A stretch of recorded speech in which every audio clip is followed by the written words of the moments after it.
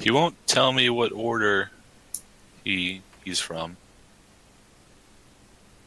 Which makes me suspect he's an outcast.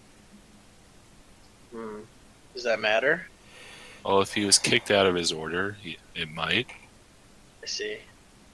Hey. Paladins protect the weak. If he violated that, he might not be on our side. Well, let's do our best to not be weak.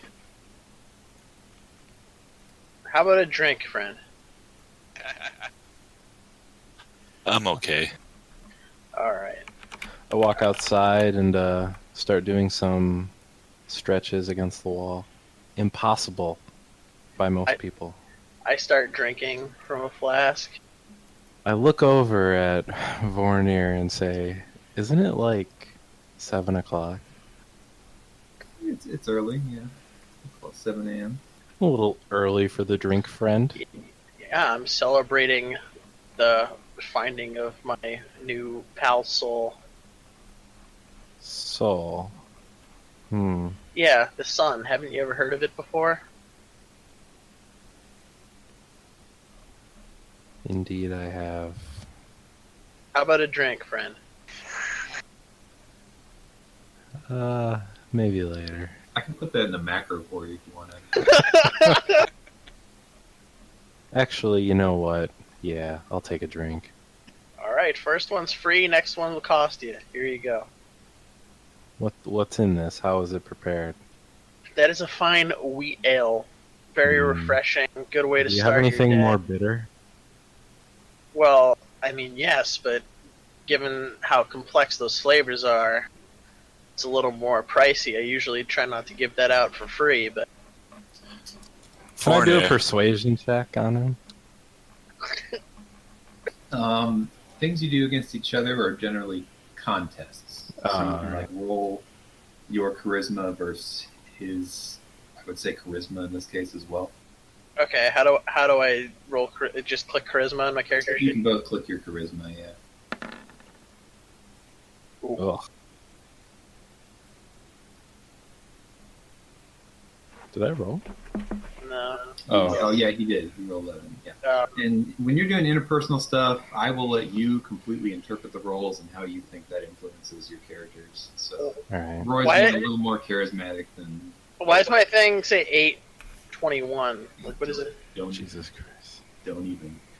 It assumes you have an advantage or disadvantage. Okay. Just always look at the first roll, and that's your advantage or disadvantage. Okay. Sorry. I understand that, friend, but you know, as a peace offering, a peace offering. I'll give you. You let me try this brew, and I'll give you one free practical joke on anyone in the party you wish. Anytime. I like that a lot. That sounds good to me, friend. I hand you over one of my dankest, bitterest brews. I pop the bottle. Hit bottle bottoms with my friend Borny here, who's already drinking. Take a swig. Slowly let the flavors collect and run over my taste buds. Can you describe the mouthfeel to me? How much of our week is going to be taken up with drinking descriptions? You know, I appreciate the bottle, but this all tastes the same to me. Damn it, my joke, dude. I was going to roll an insight check or medicine check and determine that all the bitter beer tastes exactly the same. All right. I finished the beer. Chug it down. See, I told you guys my skill set is vast. And then be like, all right, we should probably go back in and say our farewells and get headed off. How's that sound to you guys? I like it. Sounds good. We walk in, and Eric's is still sitting at the table, just seething at me, burning a hole through my body. Ripping a fat blunt. I'm definitely still smoking my pipe. His eyes narrow, his head shiny. Hey, Harambe, how about a drink, friend? Jesus fucking Christ! Can we put a daily cap on that? You're gonna need to finish a long rest before you can offer someone a drink. Please, that's the only way to incentivize him. Not just every fucking character interaction being. All right. You're packing up. Elgrim walks up. Oh, this is tough because they're so ununited. Elgrim holds out a pouch. He said, "It's not a lot for adventuring, but it's about all you keep around after your years on a farm. It's 50 gold. I hope you can make some use of it to help Tristan." He's currently just offering it to the party at large. Let's take my cut. We'll split it up 10 each. Thank you, Elgrim. Thanks. Like I said, you're going to need to learn to trust each other someday. One more thing. Keep in mind that Tristan's expecting me out there, and he seems to think he's already in some sort of danger. He's arranging a safe place for us to meet. So I suggest when you get out there that you state your intentions quickly and clearly. He smiles a bit. Honestly, this may be the most dangerous part of this mission.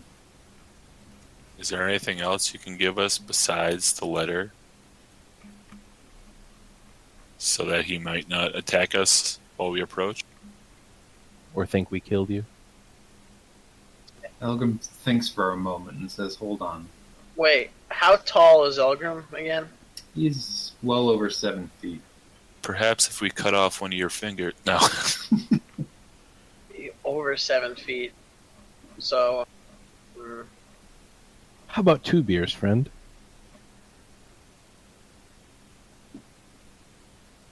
I have something that could help that I want to show you guys, but I don't know if that would work on Tristan.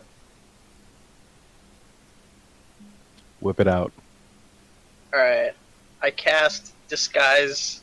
I cast Mask of Many Faces, which, to look like Elgrim, I can become a foot taller, so I'm probably noticeably shorter than him, but I'm around 7 feet tall, and I look just like him except shorter. Your plan is to deceive this guy. I don't know if that will help once he realizes. I'm all for a good deception, but I don't think in this case we need to do that. Elgrim laughs heartily as he pats the shorter version of himself on the head. "I like your heart, though. Hold on, I'll be right back." Elgrim goes into his house. Right? Yeah. No, Yeah, it doesn't. what do you Oh, is mean? that a cantrip? No, it's your invocation. How does that work? I don't know how invocations work. It's without a spell slot, right? It says that right on the thing. Yeah, he can cast that at will without expending a spell slot whenever he wants. That's pretty bullshit. crazy. Yeah. But he doesn't have charges or anything? No, he can just disguise himself magically. That's cool. We'll have to look up the spell itself. Sounds like he's what Lime wanted So- to be. Yeah, so Mask of Many Faces allows me to cast Disguise Self at will. And Disguise Self makes me give the appearance of any armor, weapons. I can make myself a foot taller or shorter, thin, fat, muscular. And it's until I decide to not cast. Man, if only, huh? They fail to hold up to physical inspection. So if you add a hat to your outfit, objects pass through the hat. So he wouldn't actually be as tall as, if you ran your head through his face, he'd be hitting air. Okay. Alright. So you just walk around with abs all the time? So Elgrim returns into his house for a moment and then walks back out with a tiny ring in his hand. This was Grilmera's. The only thing I kept of hers. Tristan may recognize it too.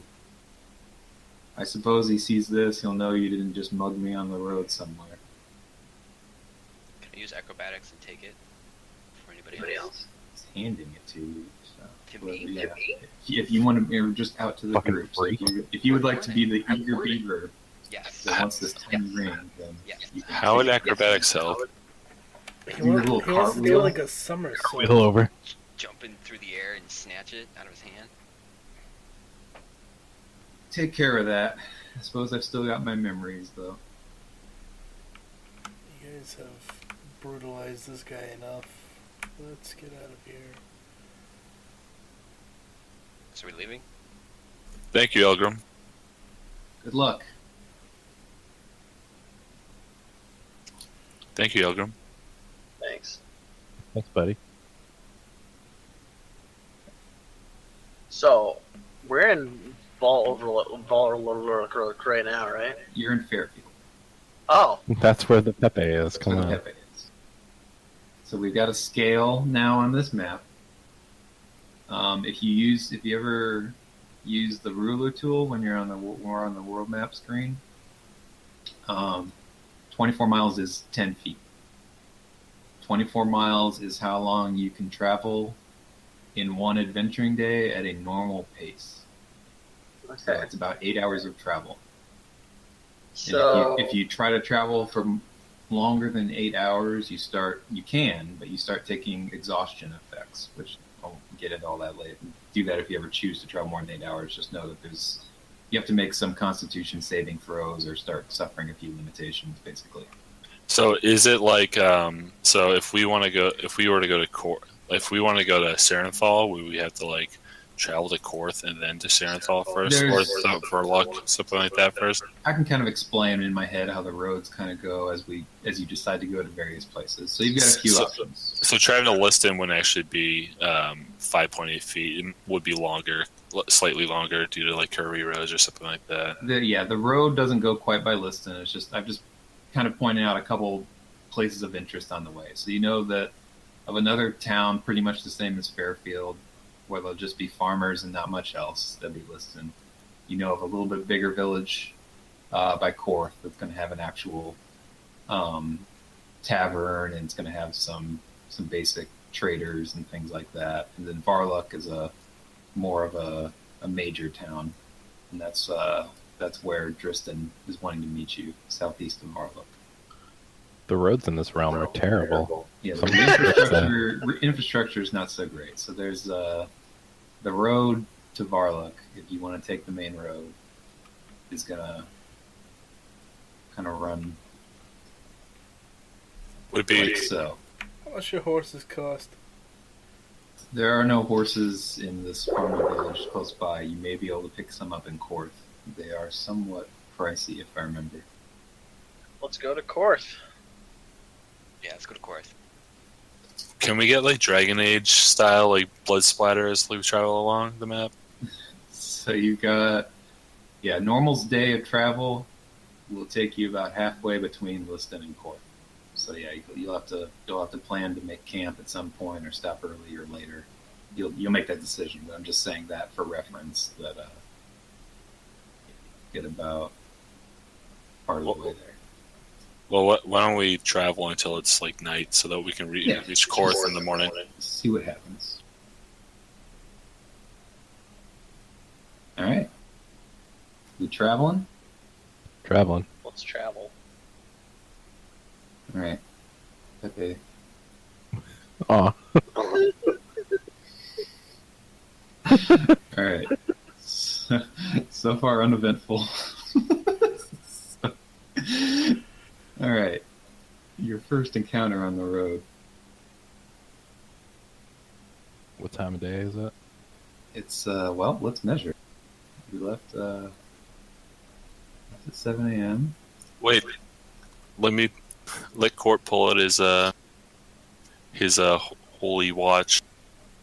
It's just like a sundial Is this wristwatch. the thing where you always know the time of day or something? What was that? No, it's not that. No, I just being stupid saying like my So- religious watch is a sundial on my wrist. There's some feat that lets you always know the time of day. Okay, well, we'll worry about the math later. Whatever miles out of town you are, I assume you've gone like 1.5. All right, it's almost half. So you've traveled about